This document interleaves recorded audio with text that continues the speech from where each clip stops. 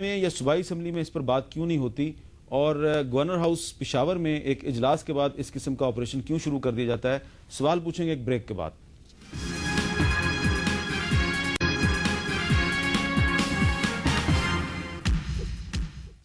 Welcome back. جی میاں افتخار حسین صاحب، یہ آپریشن جو ہے نہ قومی اسمبلی میں اس پر بات ہوتی ہے نہ ہی اس پر صوبائی اسمبلی میں بات ہوتی ہے۔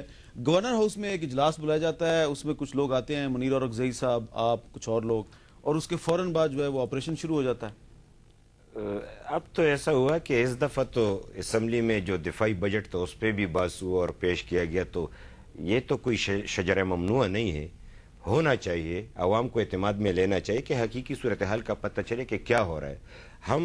مجھ سے اگر آپ سوال کریں تو صوبائی حکومت کی طرف سے ہم نے کئی بار یہ سوال اٹھایا کہ جس طرح ہم نے کامیاب معاہدہ کر کے دکھایا ہے، اگر آپ قبائلی بیلٹ میں کچھ معاہدے کرنا چاہتے ہیں تو ہمیں اعتماد میں لے کے معاہدے کریں تو یہ اسی طرح مؤثر ہوگا جس طرح کہ ہمارا معاہدہ ہے۔ یعنی کہ آپ اگر سوات میں معاہدہ کر سکتے ہیں تو خیبر میں بھی کر سکتے ہیں، لیکن بات یہی ہے کہ وہ مرکز کے ساتھ ہے اور ہم تو سٹل بیلٹ میں ہی کر سکتے ہیں۔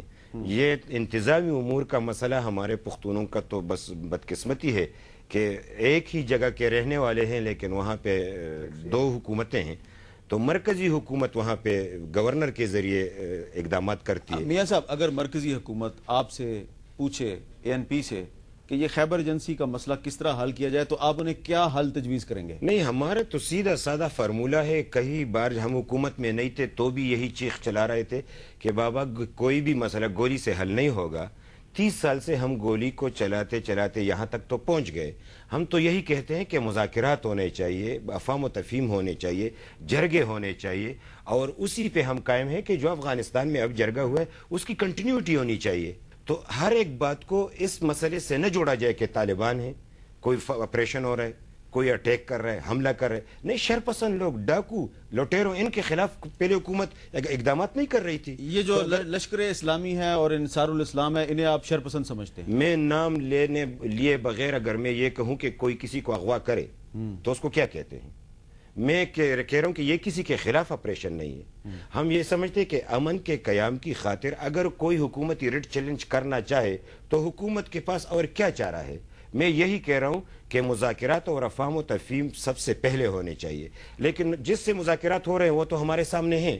میں اپنے سیٹل بیلٹ کا مثال دے کے آسانی ہو جائے گی کہ سوات میں ہم نے جن سے مذاکرات کیے وہ ہمارے سامنے، بعد میں کوئی گڑبڑ کرتے تو یہ کہتے ہمیں تو پتہ نہیں ہے، ہمارا اس سے واسطہ نہیں ہے، تو ہم سمجھ جاتے ہیں کہ یہ طالبان نہیں ہے، یہ طالبان کے لبادہ اوڑھ کے کچھ اور لوگ ہیں جو شرپسند ہیں۔ تو ان سے تو پھر جب مذاکرات بھی کوئی نہ کرے، سامنے اس کا لیڈر بھی نہ آئے، اس کا گروپ بھی نہ ہو، کوئی بندہ بھی نہ ہو، اور وہ قتل و غارت بھی کرے، تو اس کا راستہ روکنا حکومت کے لیے اور کیا ہے، ریٹ قائم نہیں کرے گا، اقدامات نہیں کریں گے۔ ANP صرف سوات معاہدے کی ذمہ دار ہے، باقی جگہ پہ ذمہ دار نہیں، ہم تو سیٹل بیلٹ میں لازمی بات ہے، ہماری حکومت تو سیٹل ہی میں ہے، ٹرائبل بیلٹ میں ہمارا بس تو نہیں چلتا۔ پروفیسر ابراہیم صاحب، یہ جو اب خیبر ایجنسی میں آپریشن ہو رہا ہے، یہ پہلے 2 دن تو پرامن رہا، لیکن تیسرے دن حاجی نامدار صاحب جو ہیں ان کے ایک دفتر پر دھماکہ ہوا اور اس میں 6 لوگ جو ہیں وہ شہید ہو گئے۔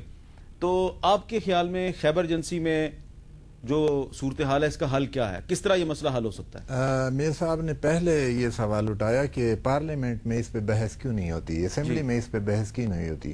اصل مسئلہ تو وہی ہے۔ یہ حکومت جب وجود میں آئی تو سب سے پہلا بیان حکومت کی طرف سے یہی دیا گیا کہ اب سارے وہ مسئلے جو ہیں، ساری پالیسیاں پارلیمنٹ میں طے ہوں گی اور اس پہ عمل درآمد ہوگا۔ لیکن اس کے فوراً بعد وزیر خارجہ کا بیان یہ آیا کہ وار اگینسٹ ٹیرر میں ہم پاکستان کی مفاد کے لیے حصہ رہیں گے۔ اس کی ضرورت محسوس نہیں کی گئی کہ وار آن ٹیرر میں حصہ رہنے کے لیے بھی پارلیمنٹ ہی کو بنیاد بنایا جائے اور پارلیمنٹ کے ذریعے سے اس پالیسی کو آگے لے جایا جائے۔ اور اس وقت یہ صورتحال بھی ہے کہ نہ صرف یہ کہ گورنر ہاؤس میں اور گورنمنٹ ہاؤس میں فیصلے ہو رہے، پارلیمنٹ کے اندر نہیں ہو رہے۔ پیپلز پارٹی نے جس شخص کو سارے اختیار دے رکھا ہے، نہ وہ سینیٹ کا ممبر ہے، نہ وہ قومی اسمبلی کا ممبر ہے، اور نہ وہ صوبائی اسمبلی کا ممبر ہے، ملک رحمان ملک صاحب، وہ سارا اختیار اپنے پاس رکھتے ہیں اور وہ سارے فیصلے کر رہے ہیں.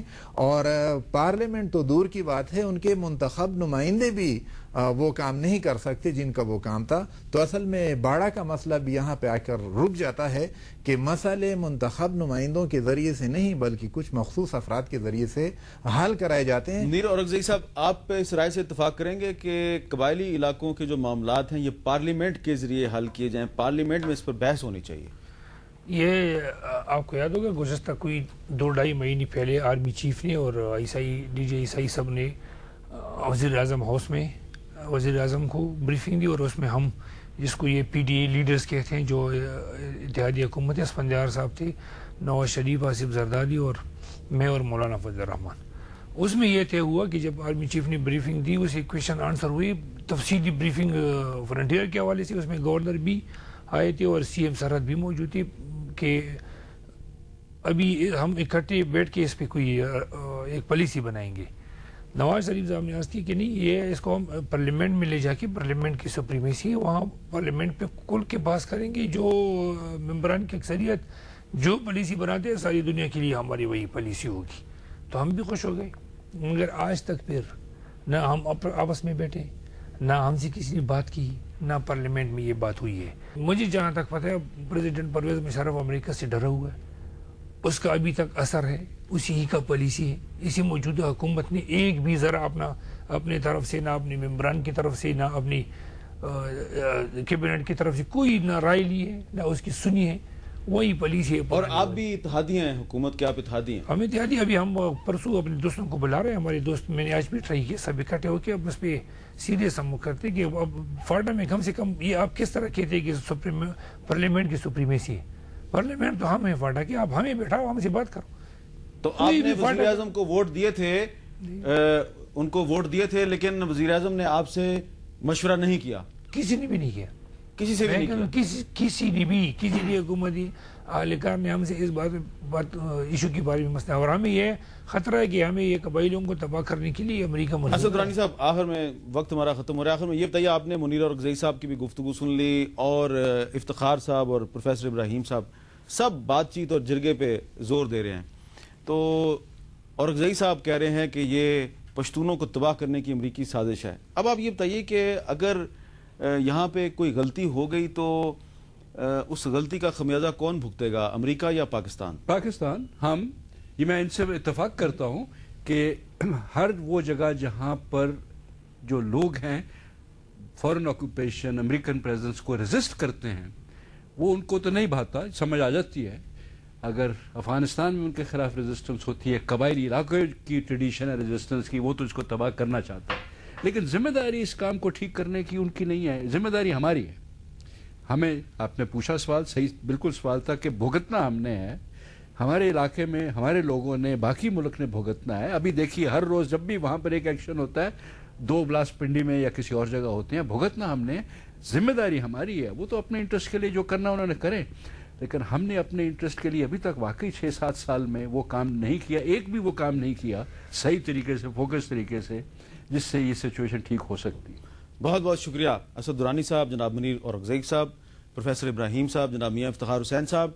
یہ جو گفتگو ہوئی ہے اس میں آپ نے یہ دیکھا کہ عوامی نیشنل پارٹی، جماعت اسلامی اور جو قبائلی علاقوں کی نمائندگی کر رہے تھے منیر اورکزئی صاحب اور دفاعی تجزیہ نگار جناب اسد درانی صاحب، ان چاروں کی یہ رائے ہے کہ قبائلی علاقوں میں کوئی بھی مسئلہ بندوق اور گولی کے ذریعے حل نہیں ہونا چاہیے اور اس کے لیے کوشش کی جائے، عدم تشدد کا راستہ اختیار کیا جائے.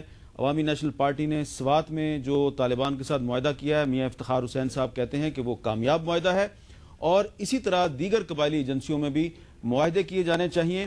اور ایک نقطہ جو ہم نے یہاں پہ اٹھایا کہ پارلیمنٹ میں اس پر بحث کیوں نہیں ہوتی، قبائلی علاقوں کے جو معاملات ہیں ان پر پاکستان کی پارلیمنٹ، سینٹ، قومی اسمبلی اور 4 صوبائی اسمبلیوں میں بھی بات ہونی چاہیے، کیونکہ یہ صرف ایک چھوٹے سے علاقے کا نہیں بلکہ پورے پاکستان کا مسئلہ ہے. اور جب ہم پارلیمنٹ کی بالادستی کی بات کرتے ہیں تو پھر اس قسم کے معاملات پر پارلیمنٹ میں ضرور بحث ہونی چاہیے. اس وقت پاکستان کو جن خطرات کا سامنا ہے اس کے لیے ضروری ہے کہ فوج اور عوام کے درمیان ایک اعتماد کا رشتہ قائم کیا جائے، ان کو قریب لایا جائے، ایسے اقدامات نہ کیے جائیں کہ ایک دفعہ پھر غلط فہمیوں کا سلسلہ شروع ہو جائے. حامد میر کو اجازت دیجیے، اللہ حافظ.